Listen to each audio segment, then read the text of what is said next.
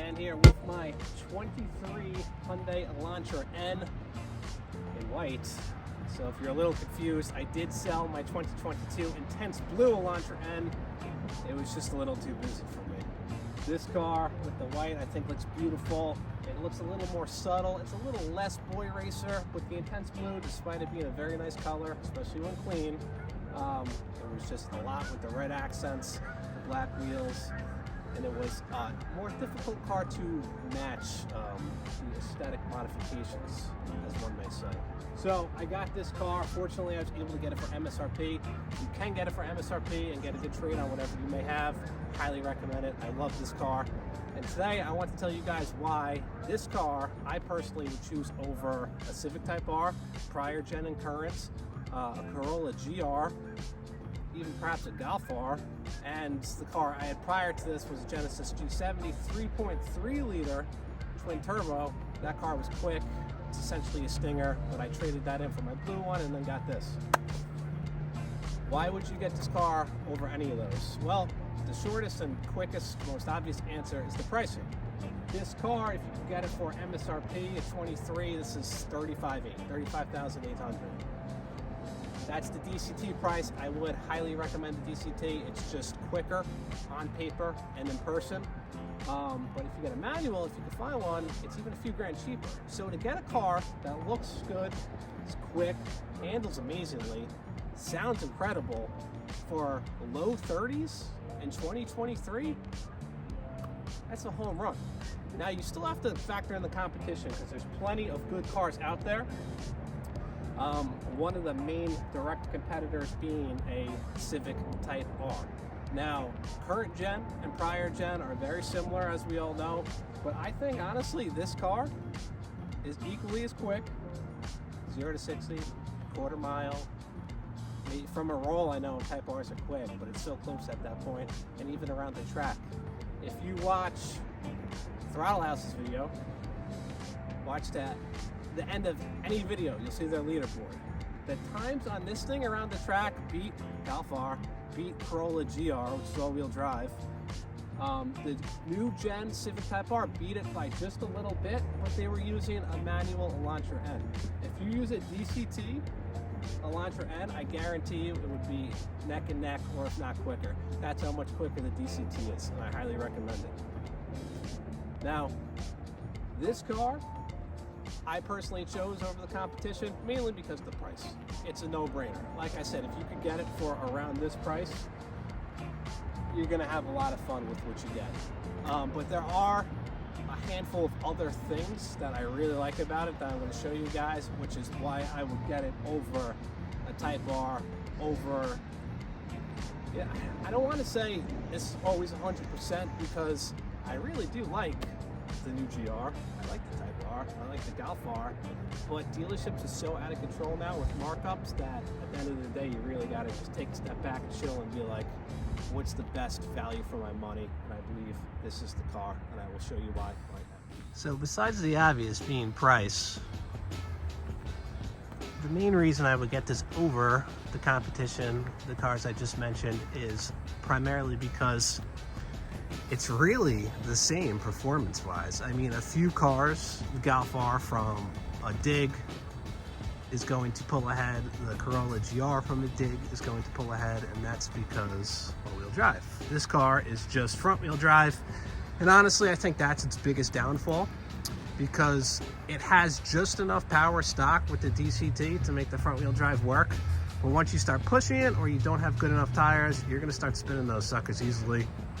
And unless you know what you're really doing, if you floor it from a dead stop, those things will just continuously spin until you let off the throttle. You got to really play around with it. You got to feather it. You got to turn off the traction control completely.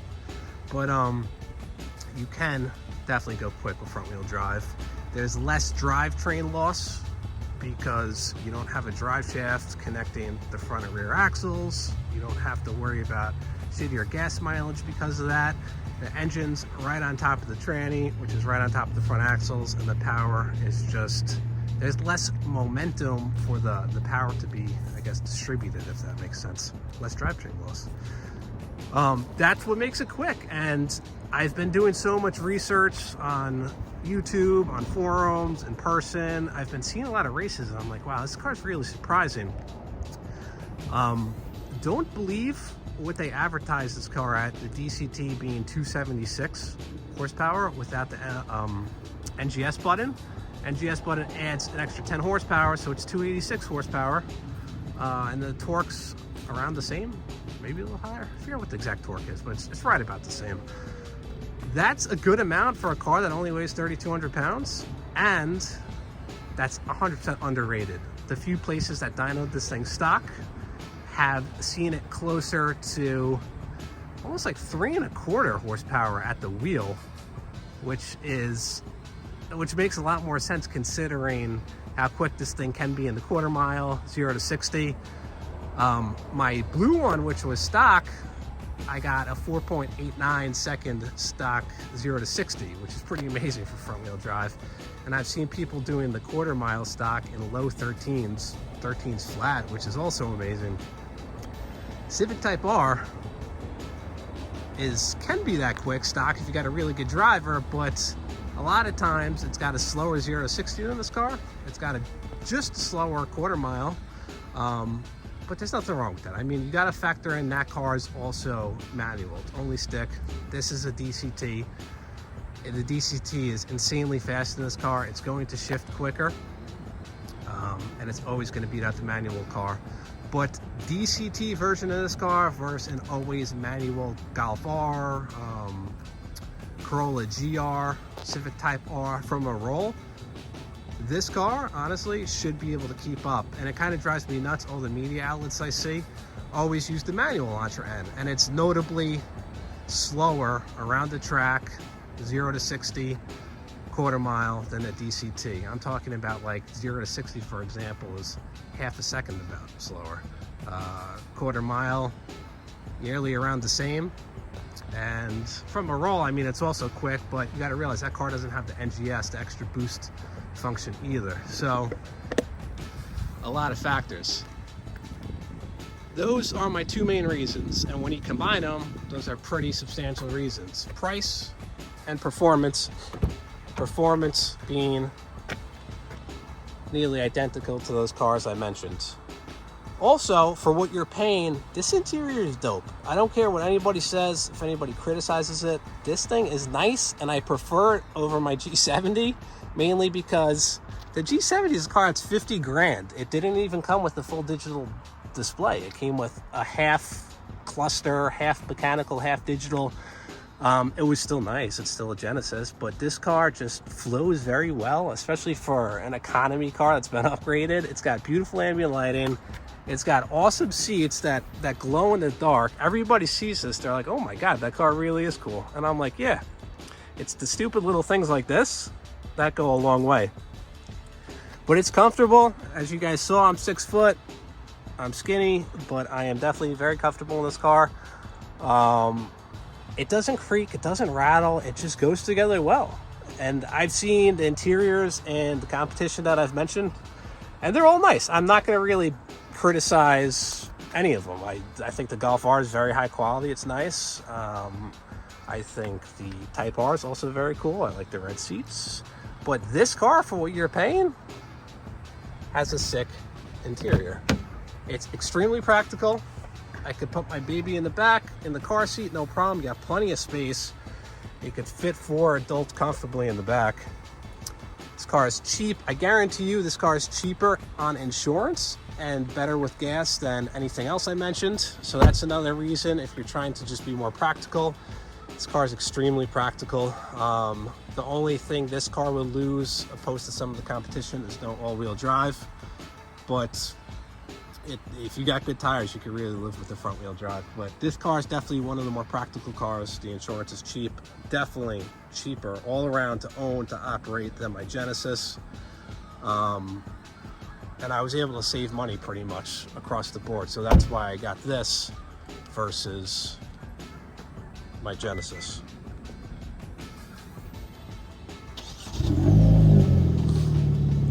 The final reason, or one of the final reasons why this car, those aren't my burnouts in case you were wondering. My tires aren't 2.5 feet apart, but I wish. Another reason I got this car versus the competition is because you don't have to mod it. I mean, Albert Bierman must be a smart dude because he knew what we all wanted and what we wanted to do to our cars. So instead of just being weird and making another sports car, hatchback, or whatever, sit, 2 feet off the ground and have 3 inches of wheel gap, he's like, let's make this bitch low from the factory. Let's put on, the fact that this exhaust came stock on a Hyundai blows my mind. This car sounds ridiculous. I'm sure you guys have heard it in plenty of other videos, but this is stock, cold start, normal mode, and it sounds cool. So once you put it in N mode, it is crackling, it is popping. If you watch any of my other videos, you will see it, and it really is incredible that they did this from the factory. They listened to us, and if you don't like it, switch it back to normal mode, switch it to eco mode.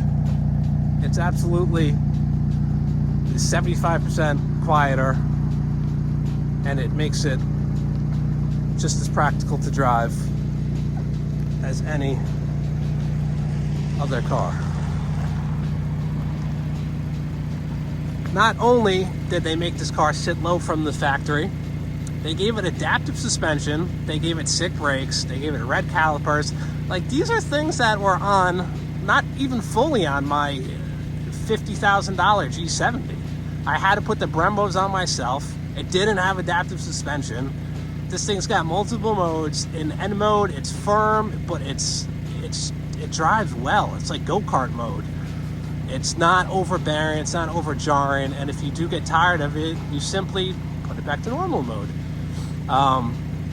It doesn't stop there. I mean, they did the brakes. It's practically lowered from the factory. It sounds sick. This car has the same technology my 2022 $50,000+ Genesis G70 had. It has lane keep assist. It's got lane departure assist. It's got parking sensors. It drives itself. It's got the thing in the windshield, the camera that reads the lines in the road and drives itself. It steers for you. This car is $35,000. Yes, the other cars may have more pedigree, more history, and honestly, I think that's where the Type R gets it. There's a lot of fanboys out there that are more fanboy than, car guys. They just really don't know too much in general, and they just trust the masses because that's always a safe bet. If everybody says something's cool, then it must be cool. But trust me, I'm a car guy. I'm a parts manager. I work at dealerships. This car is absolutely dope. And don't get me wrong, I'm not bashing the Type R. I'm not bashing the Corolla GR, my Genesis. They're all sick cars. But I would get this car over them unless you find those cars for MSRP or get a good deal on them. But the fact people are paying 60 grand for like Type Rs when you could have nearly identical performance for 35 grand, it's just, it's mind-blowing to me. But you could bring a horse to water, but you can't make him take the Elantra N. So let me know what you guys think. I absolutely love this car. It's been good. I hope you like the white, and I will be making more videos soon. Thank you for watching.